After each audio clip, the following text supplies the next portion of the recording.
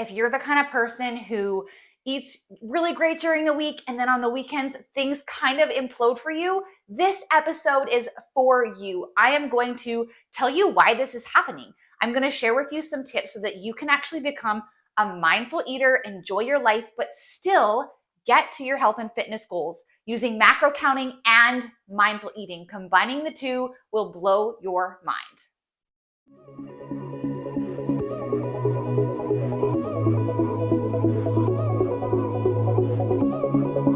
Hey everyone, I am Bree, and today I'm taking you guys along on one of my personal coaching calls that I do with clients every single week in the Body with Bree app. We're going to be talking about weekends and overeating and that pendulum swing of undereating and overeating and how we can practice mindful eating along with macro counting so that you can reach your health and fitness goals without the stress of the pendulum swing. Okay, so depending on your lifestyle, depending on what happens during the summer or what you guys do as a family or just as your own personal self, depending on what you do, you will find that it's going to be different. The routine is just different. Everything about summertime and all the things that the fun that it brings is kind of sometimes a challenge for people to be able to stick to their macro goals. And so today I really want to talk about how we can bring the mindset into the weekends that we have when we are camping or when we are, out doing fun summer social things. And I think that it's really important that we focus on being able to allow these things in our life and not just saying it's a total write-off, the weekend's over and I've overdone it, and just that's the mindset that gets us into this self-sabotage, all or nothing mindset. And so I really want to go over today how we can approach these events and social things and summer holidays as they're coming up and just figure out how we can do a little bit better at being balanced and doing it well. So I know for myself, everything changes as soon as June rolls around. My kids are done school. I no longer feel like I have a routine that I have to get out the door for a certain time, and it almost throws everything off. I honestly feel like I have to take a couple of weeks just to recalibrate after summer comes. And so what we need to remember is just because our circumstances change doesn't mean that our goals have to change. And so what I mean by that is we might have to change the way we get to the goal, but we don't necessarily have to change the actual goal. So if your summer is going to be really busy with the kids, maybe you need to address the way that you're approaching food right now and the way that you're doing macros or the way that you're doing fitness and sort of change that to be more adapted to what you could do with your kids being involved. What I mean by that is take advantage of the weather. Get outside with your kids. You might want to jump down to 2 days a week in the gym and strength train and spend the other times doing adventures and hiking and walking and doing active things with your kids just so that you can get them involved and not feel guilty about spending that extra time on yourself instead of maybe doing it with them. So that would be my number one tip. When things are changing, try to find a new way to get to your goal. So what we're going to do now is we're going to go over social events, because honestly, I feel like social events are super challenging for many people. Now, I know we all have a varying degree of a social life. I, for example, don't have much of one, and that's because I have so many kids right now, and I'm really focusing on them and taking care of them. And honestly, their social life is much more active than mine. And so I don't do a lot of gatherings, a lot of eating out right now.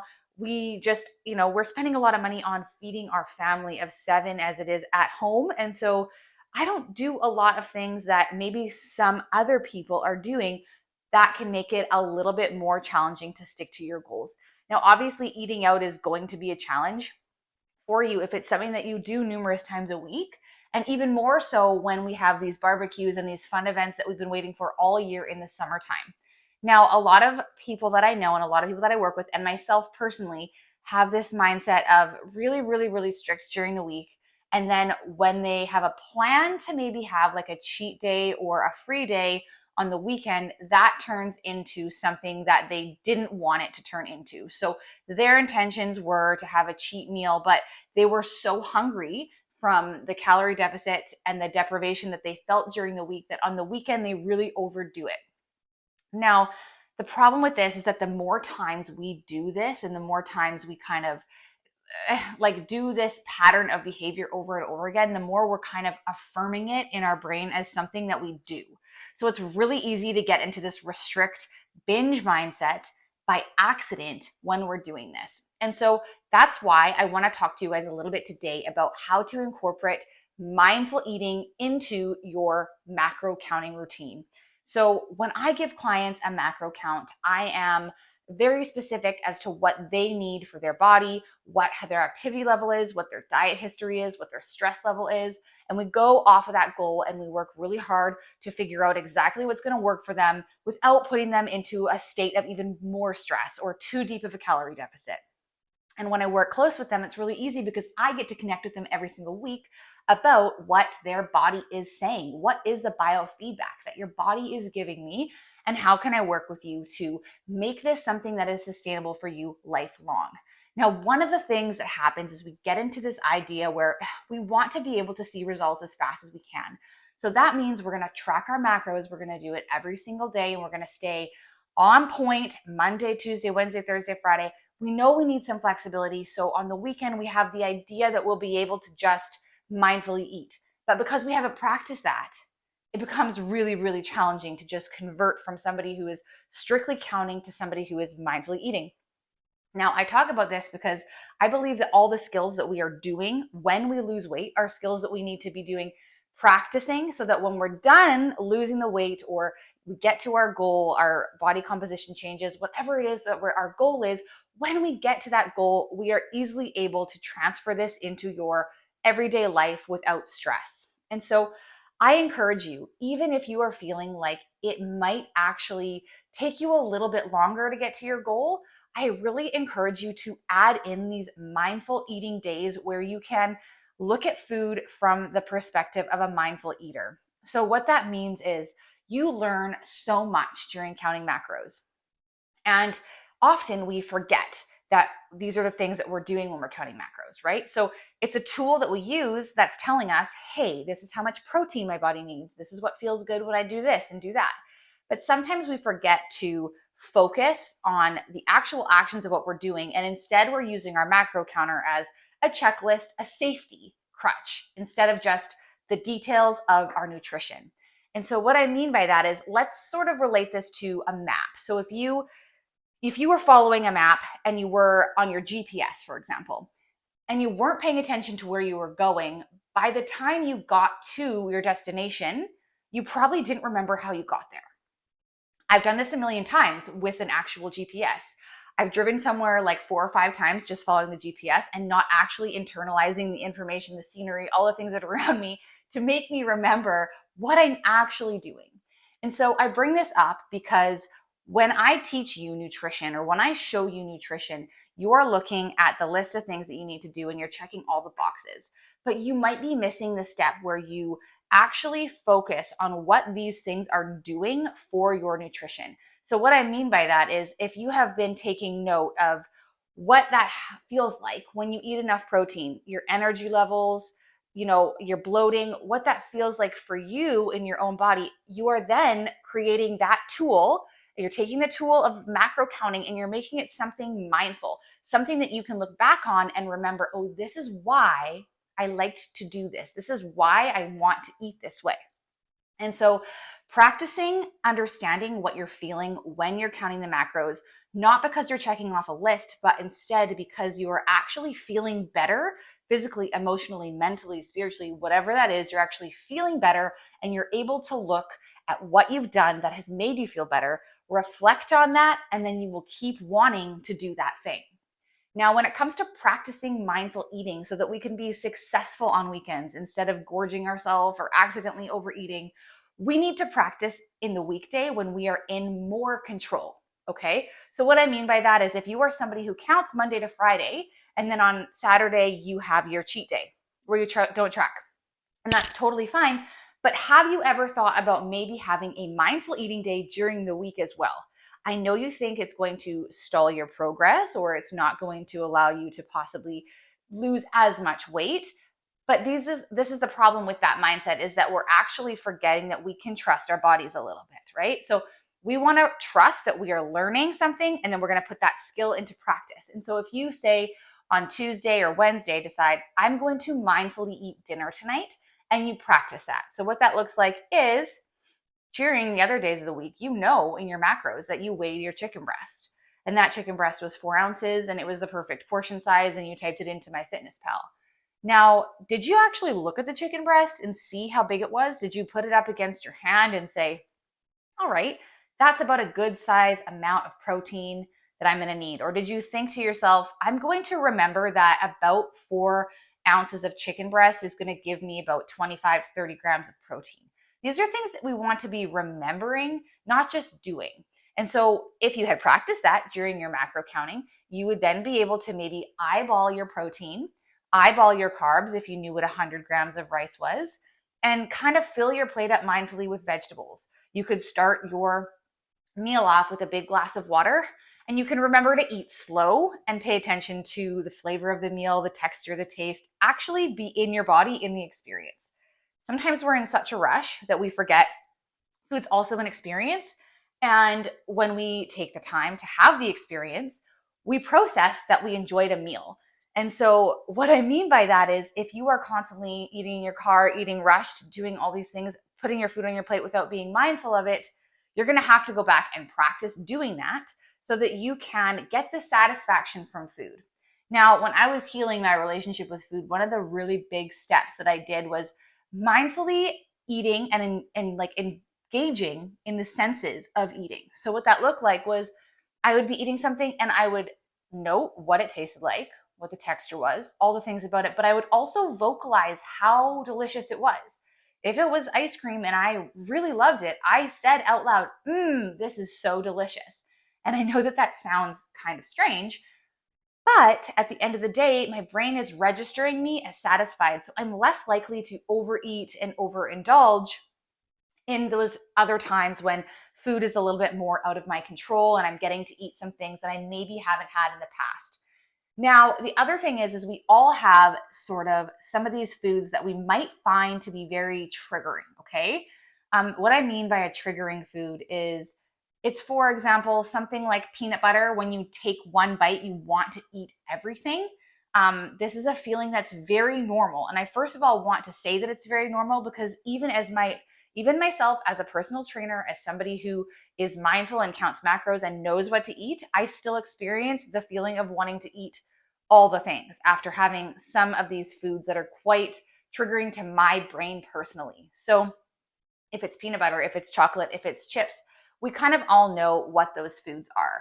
Now, you can do this in 2 different approaches so that you don't avoid eating too much of these things on the weekend if you say give yourself permission to do that. And what I recommend is that you have to actually look at what you feel like when you take these 2 approaches and go with your gut and your intuition and say what's going to work for you. The choice number 1 is you can add these delicious foods every single day into your macros. Counting macros is beautiful in the sense where you get to actually look at what you're eating and say, this is what I'm going to eat, and I want to eat this, and I can add this in, and I can fit this in, and that is the beautiful thing about it. Anything fits if you want it to fit. The other approach is not having it at all. So these are 2 completely different opinions, and you will notice that there's a lot of people that either don't believe in number 1, being addicted to a food, or that find foods and sugars addicting. I think that there's a place for that, and that food definitely can trigger some addictive things in the body. Dopamine can be spiked when we have sugar, and then we crave more and more to get that same dopamine hit. And same with the other ones. Some people think we shouldn't be allowing ourselves to eat this treat every single day, that they think that that's not a great idea. But for some of us, we might actually really need to have something sweet every single day in order to feel satisfied and not overdo it on the weekend. So really, you need to listen to your body. Personally, there are some things like those celebration cookies that I talked about in my last YouTube video. Those honestly are very challenging for me to have self-control with. I don't know what it is about them, likely a combination of sugar, the carbs that give me that little rush of energy, and the fact that they're so delicious, and that they're probably full of some chemical that is making me crave more. All those things combined, I usually just try not to buy them. So you need to evaluate for yourself what's going to work for you. If the weekend comes along and you go out for dinner, you have that meal that you promised that you were going to enjoy, You went and you mindfully ate the meal and you were like, okay, I'm gonna order this, and this is gonna be my protein, and I'm gonna indulge and have a bit of a dessert. So I chose between my wine or my dessert or whatever it was, and you felt really purposely intentional about your meal, but then you went home and ate 17 celebration cookies. Somewhere along the line, you were still feeling like you couldn't have that dinner. That's one of the reasons why we tend to overeat, is because we feel like our choices weren't great, and then we throw in the towel, and then we do it more and more and more, and we just say screw it for the whole night. And that's what I really want to avoid with my clients, because that's where this yo-yo dieting effect comes into play.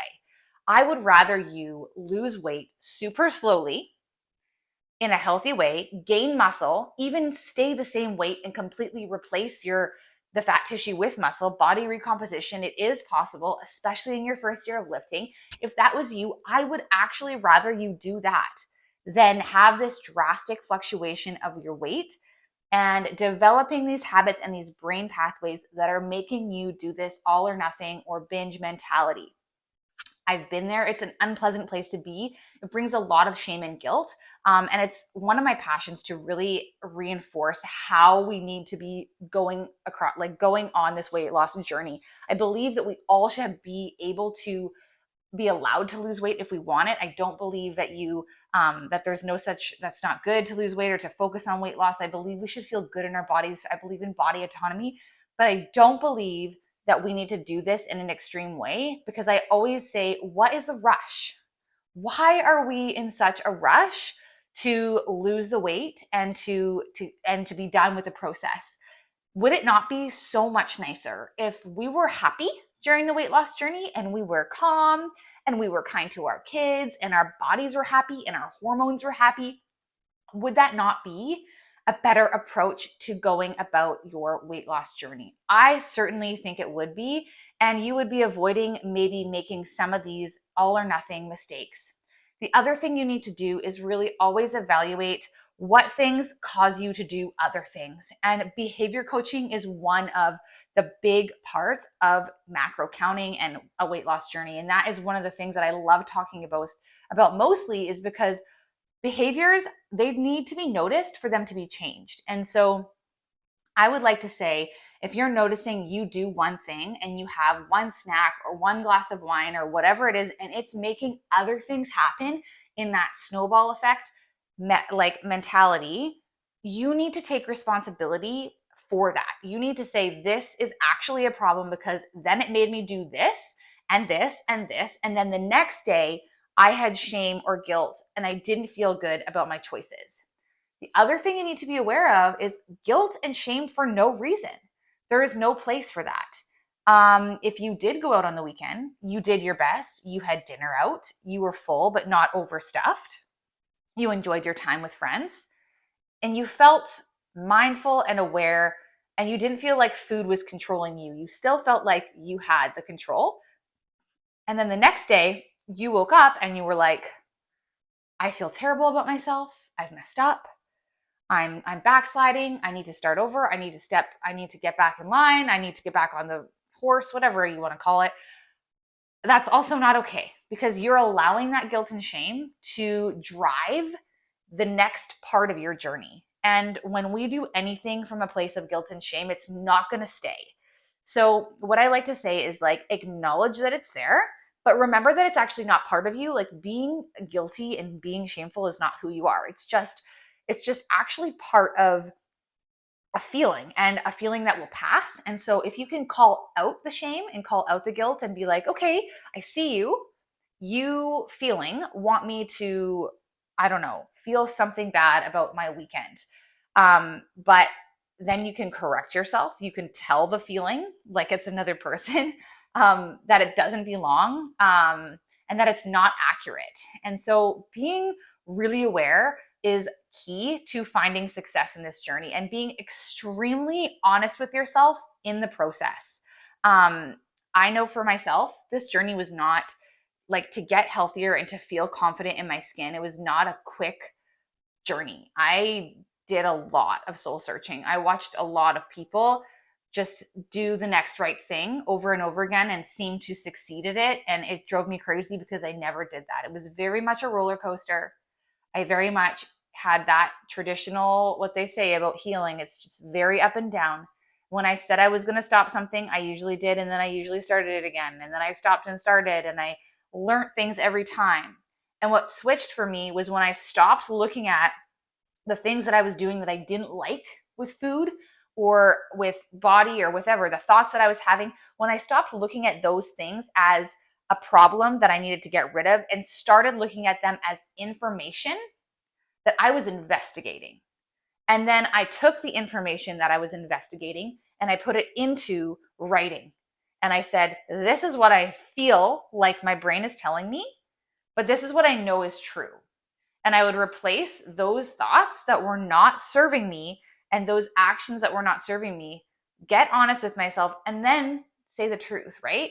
If your guilt and shame is coming from somewhere that you don't deserve to feel guilt and shame over, you need to figure it out. I know that there is some place for guilt and shame. Obviously, if you hurt somebody, you should feel guilty and shameful. Like, there is something to be said about what it's telling you, but what it's telling you is not necessarily who you are. You don't need to feel bad about yourself.